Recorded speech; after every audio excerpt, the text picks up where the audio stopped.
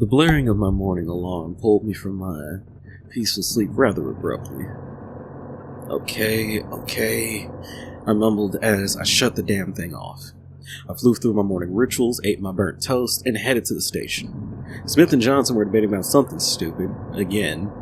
These two were like night and day. Johnson being a gentle giant of a man that redefined the term athletic fat, whilst Smith was on the shorter side with a temper that you did not want to get on the wrong side of.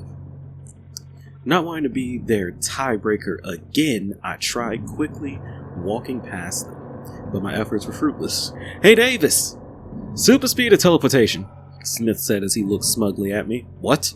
I asked before downing half my thermos of coffee, something that disturbs most of my fellow deputies. Johnson flinched in phantom pain as he watched. "What would you rather have?" "Personally, I like teleportation, while the big guy here says super speed." "Teleportation is nice, however, super speed has way more uses depending on how creative you are with it." Johnson shot out of his chair triumphantly, shouting. Sitting at my desk, my partner made his presence known. Yawning, he looked at me as he held his food bowl in his mouth. The large dog dropped his bowl with the name Ace on it. "Okay, buddy." "Morning, Davis. I didn't see you at the gym last night. You're still going for the 1000 Club, right?" said the familiar voice of the sheriff. Yes, ma'am. Just took a day to rest my shoulder," I said, patting my stiff shoulder. She gave me a pat on the back firm enough to knock the wind out of my lungs before seeing what my coworkers were debating. Good morning, sir." "Christ!" "Stop doing that. Gotta put a bell on you or something," I said, trying to get my heart rate back to normal. Our newest deputy, Garcia, somehow could just erase his presence. At this point, I don't think he even does it intentionally. He's even been able to sneak up on Ace. "Sorry, I'm just kinda nervous going solo for the first time," he said, slightly fidgeting in place. "Don't worry, you'll be fine. If anything happens, just give a shout on your radio, and we'll all come running. That goes double for the sheriff. I've seen that woman destroy half the station just to get to the door faster when Smith was in trouble." Hearing that seemed to calm his nerves before he went on his way. Not too long after, Ace and I were patrolling the local area. The big fluff ball enjoyed every dog's favorite pastime of sticking their head out the window. After some time, a familiar voice called over the radio. "Davis, you there? Better not be napping on the job again." Our dispatcher, Miss Maria, said with her usual motherly tone. "No, ma'am, just letting Ace do his business. What's going on?" "Peterson called in. Some family thing came up. The sheriff wanted to see if you could be on call for tonight. If so, you and Ace can go home early." "Sounds good to me." As we made our way home, I decided to pay a visit to Ace's grandma, Mrs. Thompson. Now, Mrs. Thompson is the type of old lady that is both the kindest and toughest you'll ever meet. The type that'll give you shit for a fuck up, and then proceed to either help or at least give you advice. She was butchering a deer when we pulled up into the driveway. "Go on, bud, go play with your dad," I said as I let Ace out. The two dogs wasted absolutely no time. "Don't be too rough with your old man now." Mrs. Thompson sat with me on her porch, wiping some of the blood off of her hands. "So, what did I do this time?" she asked, giving me one of her mischievous smiles. "Nothing I'm aware of. Just stopping by on the way home," I responded as I sat down. Mrs. Thompson passed me some packaged deer meat as she drank from a flask. "Thanks, but you know most grandmas make cookies." "When have I ever given a fuck about being like anyone else?" "Oh yeah, did you hear about the ritual people have been talking about?" "I've heard of it. Everyone at the station has been getting ready. A lot of people are on edge, and honestly, I think it's just an excuse for some people to party in the forest. Seems like we'll just have to wait and see." Hearing my response, Mrs. Thompson seemed to have a distant look on her face. There are things we can't explain, forces older than anything we could have built. You don't need to understand it, you just need to respect it. Okay, are you alright? I said with more than a hint of concern in my voice.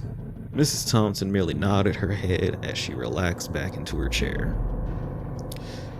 After a while, Ace and his dad, Hades, the nearly wolf-sized dog, came slowly walking up to the porch.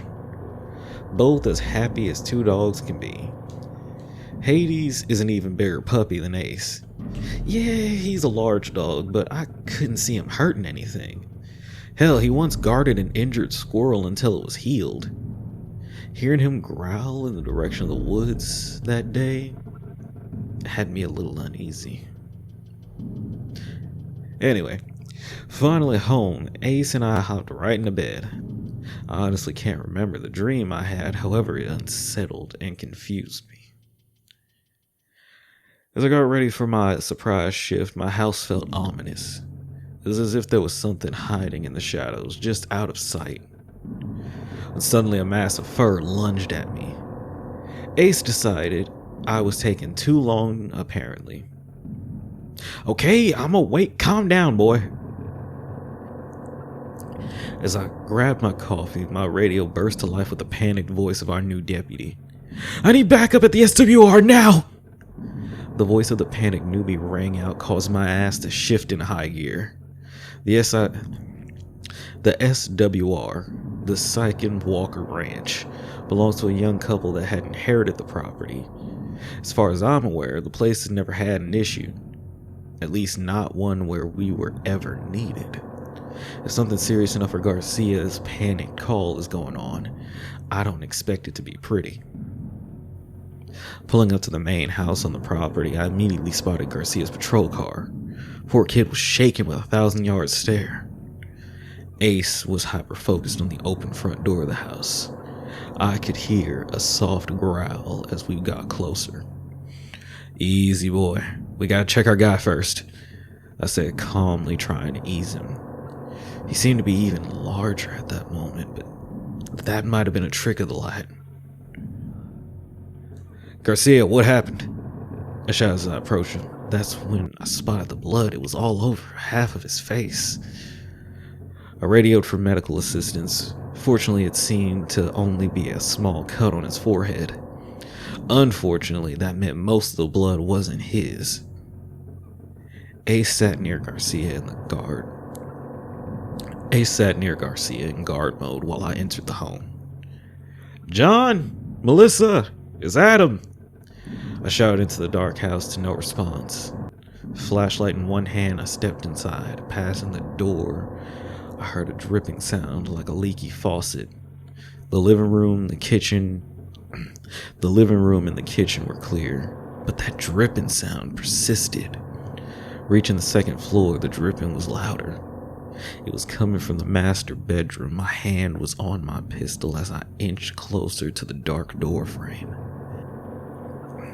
I flipped the light switch and froze in fear and disbelief. John and Melissa, my friends, were crucified.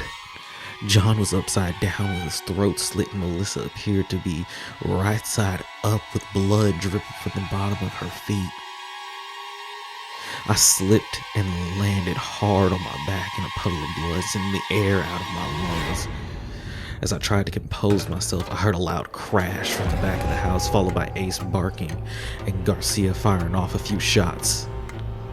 I turned to leave when I heard Melissa groan my name. She was still alive. Adam, help. Please help. She begged with what little strength she had. I ran over to her and checked her vitals. She wasn't dead, but I needed to do something. She was held up by two large spikes in her palms. It took everything I had to pull the spikes out of the walls and carry her to my patrol car. As I exited the house, backup finally arrived with an ambulance. Garcia was holding his pistol like it was the only thing keeping him from floating away, and Ace was nowhere to be found. A paramedic rushed past me into the house while the other helped me get Melissa situated. It wasn't long before I heard a cry of absolute terror come from inside. The sheriff arrived not too long after. I have no idea how she remained so calm. She was even able to pull Garcia back together. "You all right?" she said, placing her hand on my shoulder. "I'm not sure. I need to find Ace." As if on cue, Ace charged around from the back of the house, giving us the follow me look. He led us to the destroyed cellar door. I followed the sheriff down into the cellar I'd seen dozens of times now. But now it was decimated.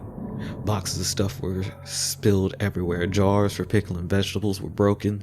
The sheriff's focus, however, was on a small door that had been ripped off its hinges.